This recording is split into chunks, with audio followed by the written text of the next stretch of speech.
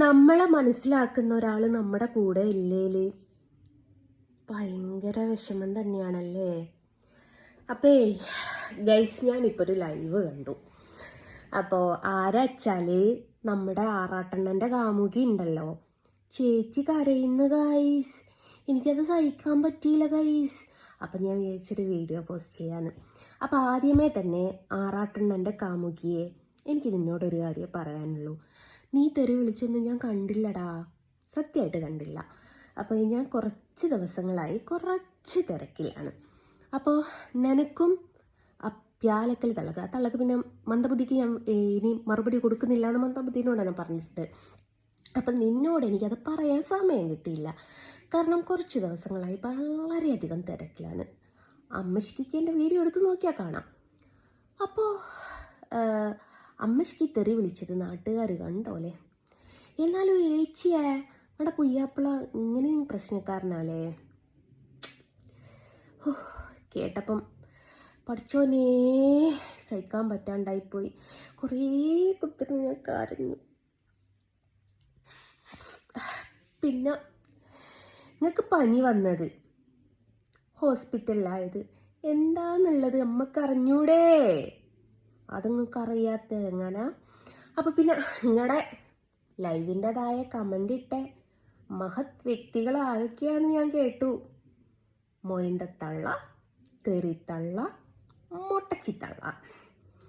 എന്നതാണ് തള്ളേ നിങ്ങളിങ്ങനെയൊക്കെ എല്ലാ തള്ളന്മാരെയും പുകയ്ത്തി ഒടുക്ക ഓലെണ്ണിട്ട് നിങ്ങളെ ചവിട്ടി നട്ടല്ലൊടിക്കൂട്ടോ. അപ്പം സത്യസന്ധമായിട്ട് പറയാച്ചാൽ അമ്മശ്ശിയുടെ ലൈവും തെറിയും ഞാൻ കണ്ടില്ല.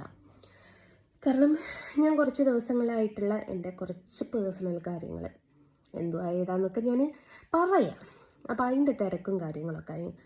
അപ്പോൾ വളരെയധികം മനസ്സിന് വിഷമം തട്ടിപ്പോയി ഗൈസ്. 3.5 കൊല്ലമായി മനസ്സിൽ ഒരുപാട് ആശകളുമായിട്ട് കാത്തിരിക്കുന്ന ഒരു വേഴാമ്പലാണ് എൻ്റെ പൊന്നെന്നുള്ളത് ഞാൻ അറിഞ്ഞില്ല എൻ്റെ കണ്ണേ. അപ്പം ഏതായാലും സംശയരോഗിയാണ് ഭർത്താവ് എന്നുള്ളത് മനസ്സിലായി. ഏത് നമ്മുടെ ശ്രീനിവാസൻ ഉണ്ടല്ലോ, ഞാൻ നാളെ ബാംഗ്ലൂർ പോവുകയാണ്. അതാണല്ലേ കൊച്ചു കളി, ആരോടും പറഞ്ഞില്ല. പിന്നെ വേറൊരു കാര്യം ഞാൻ പറയട്ടെ മോളെ, എൻ്റെ കണ്ണിന്ന് നീ ഒരു തുള്ളി വെള്ളം വരുത്തിച്ചിട്ടുണ്ട്, നിൻ്റെ കണ്ണിന്ന് 10 തുള്ളിയെങ്കിലും വരുമടി. അത് നീ ഉറപ്പിച്ചോ. നീ മാത്രമല്ല, ആ മൊയന്തത്തള്ള അവൾക്കുള്ളത് നല്ല അസലായിട്ട് കിട്ടും. ഇല്ലെങ്കിൽ എൻ്റെ പേര് നിങ്ങൾ പട്ടിക്കിട്ടോളി. അപ്പം അങ്ങനെ എന്നിട്ട് ഏതായാലും നിങ്ങളിങ്ങനെ റീച്ച് കിട്ടാൻ കളിക്കുകയാണ് എന്നുള്ളത് അറിയില്ലായിരുന്നു. പക്ഷേ അറിഞ്ഞിട്ടുണ്ടായിരുന്നെങ്കിൽ ഞാൻ തന്നെ ഷെയർ ചെയ്യുമായിരുന്നു കേട്ടോ നിങ്ങളെ വീഡിയോസൊക്കെ. പിന്നെ വേറൊരു കാര്യമുണ്ട്, ഈ ലൈവ് 5K ആൾക്കാരൊന്നും കണ്ടിട്ട് കാര്യമല്ല തള്ളേ. നമ്മൾ വീഡിയോ ഇട്ടിട്ട് കണ്ടിട്ടാണ് പിന്നെയും താട്ടാ. ഏതായാലും നിങ്ങളിപ്പോൾ നിങ്ങളെ അണ്ണം പോയി, അതിൻ്റെ വിഷമം നിങ്ങൾക്ക് ഉണ്ടാവും. പിന്നെ നിങ്ങൾ പറയുന്നുണ്ടല്ലോ ചേട്ടൻ ഒഴിവാക്കുന്നു, അതെന്തിനാന്നുള്ളത് ചേട്ടനും എനിക്കും പ്രേക്ഷകർക്കും പറയാതെ പറയുന്നുണ്ട് എന്നുള്ളത് എനിക്ക് മനസ്സിലായി. നിങ്ങൾ ഏതായാലും ആറാട്ടെണ്ണം കല്യാണം കഴിച്ചു, നിങ്ങൾക്ക് പറ്റിയ സൂപ്പർ ജോഡിയാണ്. ഒന്ന് മൊണ്ണയാണ്, ഒന്ന് മന്ദബുദ്ധി. അപ്പം നിങ്ങൾക്ക് രണ്ടാൾക്കും നല്ല മാച്ചായിരിക്കും. എന്നാലും എൻ്റെ ചേച്ചിയെ നിങ്ങൾ തെറി വിളിച്ചിട്ട് ഞാൻ മിണ്ടാണ്ടിരിക്കുക, നിങ്ങൾ തെറ്റിദ്ധരിച്ചല്ലോ എൻ്റെ ചേച്ചിയെ. 2 ദിവസമായി ആ തള്ളച്ചി വീഡിയോസൊക്കെ ഇടുന്നുണ്ട്, ഞാൻ മറുപടി കൊടുത്തില്ല. ഞാനിന്ന് അത് പറയാൻ കാരണം എന്താണെന്നറിയോ, ഞാനിന്ന് എന്തായിരുന്നു എന്തോന്നെടുത്ത് ഇതിൽ തന്നെ ഷോർട്സാന്ന് തോന്നുന്നു, ഒരു ചുരിദാറും ഇട്ടിട്ട് ഇങ്ങനെ കളിക്കുന്ന ഒരു വീഡിയോ ഉണ്ട്. അപ്പം അത് കണ്ടപ്പോൾ വെറുതെ ഒന്ന് ഞാൻ അക്കൗണ്ട് കയറി നോക്കിയപ്പം ഫുൾ എന്നെ കളിയാക്കിയിട്ടുള്ള കുറേ ഫോട്ടോസ്. അപ്പം ഞാൻ കുറേ വിചാരിച്ചു ഇത് വെച്ചിട്ട് ഞാനൊരു വീഡിയോ ചെയ്താലോ. കാരണം തള്ളച്ചിയുടെ റേഷൻ ഇപ്പം എന്നെയാണ് കണ്ടന്റ് എന്ന് പറഞ്ഞ് പിന്നെ വിചാരിച്ചു എന്തിനാണ് പിന്നെയും ഈ പൊയ്ത്ത നായിൻ്റെ വയ്യേക്ക് പോകുന്നത്. ചൊറി പിടിച്ച നായിയാണെന്ന് നമ്മൾ അറിഞ്ഞാൽ നമ്മൾ ഇങ്ങോട്ട് മാറി നിൽക്കണം. എന്തിന് നമ്മൾ പിന്നെയും പുറകെ പോകണമെന്ന്. അപ്പം ഞാൻ വിചാരിച്ചു എനിക്ക് എൻ്റേതായിട്ടുള്ള ടെൻഷനുണ്ട്, എനിക്ക് എൻ്റേതായിട്ടുള്ള കാര്യങ്ങളുണ്ട്. കുറച്ച് ദിവസങ്ങളായി ഉറക്കമില്ലടോ, അത്രമേൽ പറഞ്ഞ നിങ്ങൾക്ക് മനസ്സിലാവില്ല. അപ്പം അങ്ങനെയാണ് സംഭവം.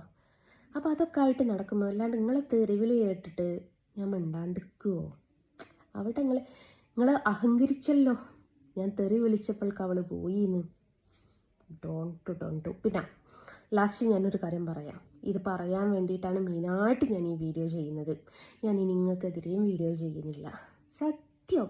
ഇനി തെറിത്തള്ളയുടെ പേരിലും ഞാൻ വീഡിയോ ചെയ്യുന്നില്ല, ഞാൻ ആരുടെ പേരിലും ചെയ്യുന്നില്ല. കാരണം നമുക്കൊരു നിലവാരമുണ്ട്. ആ നിലവാരത്തെ കാത്തു സൂക്ഷിക്കാതെ നിലവാരം കുറഞ്ഞ ആൾക്കാരുടെ അടുത്ത് ഫൈറ്റ് ചെയ്യാൻ പോയാൽ ശരിയല്ല എന്ന് എനിക്ക് വേണ്ട ആൾക്കാർ എന്നെ ഉപദേശിച്ചിട്ടുണ്ട്. അപ്പോൾ അത് വെച്ചിട്ടും പിന്നെ ഞാൻ പറഞ്ഞില്ല എൻ്റേതായിട്ടുള്ള കുറച്ച് പേഴ്സണൽ കാര്യങ്ങൾ, അത് വെച്ചിട്ടും ഞാനിനി ആച്ചിനോട് ഞാനായിട്ട് സോറി പറഞ്ഞിരിക്കുന്നു. നിങ്ങൾ ആറാട്ടെണ്ണനെ പറ്റി പറഞ്ഞപ്പോൾ നിങ്ങൾക്ക് വിഷമായതിൽ ഞാൻ സോറി ചോദിക്കുന്നു, സോറി. പിന്നെ കല്യാണം എന്നെയും കൂടെ വിളിക്കണേ. കുറേ ആയി ചേച്ചിയെ, ഒരു സദ്യ ഉണ്ടിട്ട് വളരെയധികം വിഷമമുണ്ട്. കല്യാണച്ചോറേ ആ കഴിക്കാനും ഈ അടുത്തൊന്നും യോഗമല്ല.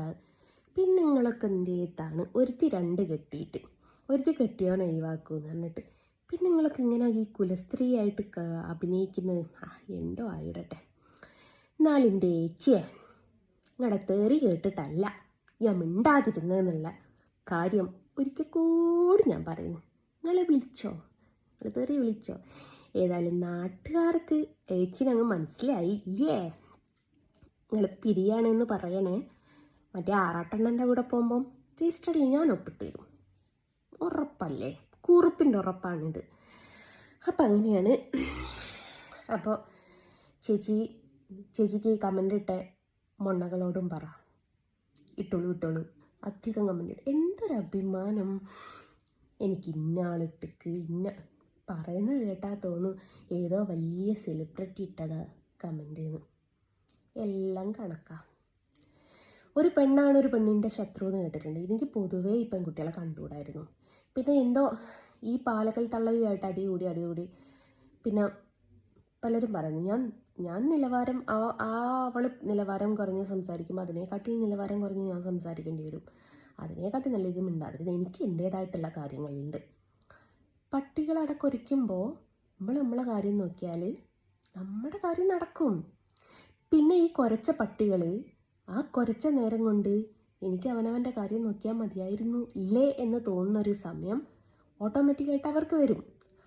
ആ ഒരു വരവ് വരുമ്പോഴേക്കും നമ്മളെ നേടേണ്ട കാര്യങ്ങളൊക്കെ നേടിയിരിക്കണം എന്നുള്ളതാണ് എൻ്റെ പോളിസി. അപ്പോൾ അത് വെച്ചിട്ട് അയച്ചിയെ ഒരിക്കൽ കൂടി പറയാം, തെറി കണ്ടിട്ട് മിണ്ടാണ്ട് പോയതല്ല, പൂല്ലേന്ന് പറയാൻ എനിക്കും അറിയാം. അപ്പോൾ ടാറ്റാ.